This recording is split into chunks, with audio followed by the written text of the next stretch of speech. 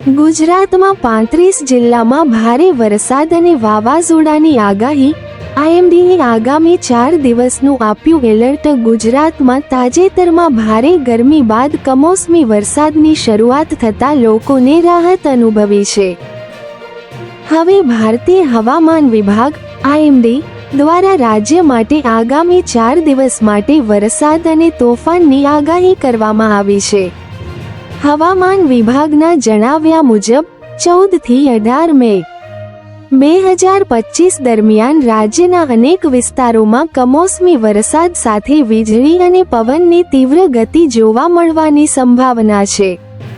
ખાસ કરીને રાજકોટ, જામનગર અને કચ્છ સહિત કુલ 35 જિલ્લાઓમાં યલો એલર્ટ જાહેર કરવામાં આવ્યું છે। 15 મેના રોજ દક્ષિણ ગુજરાતના વડોદરા, છોટા ઉદેપુર, નર્મદા, ભરૂચ, સુરત, ડાંગ, નવસારી, વલસાડ, તાપી, દમણ અને દાદરા નગર હવેલીમાં હળવેથી મધ્યમ વરસાદની સંભાવના છે।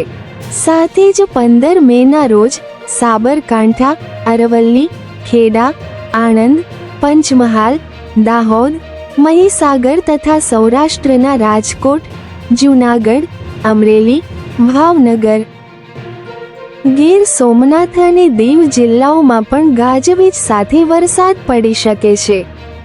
આ વિસ્તારોમાં પણ યલો એલર્ટ જાહેર કરવામાં આવ્યો છે।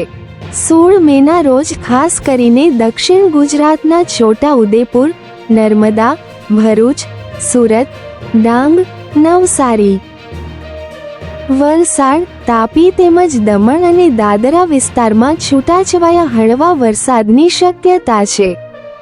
બીજી તરફ 13 તારીખે અમરેલી, ભાવનગર, ગીર સોમનાથ અને દીવ જેવા સૌરાષ્ટ્રના વિસ્તારોમાં હવામાન શુષ્ક રહી શકે છે।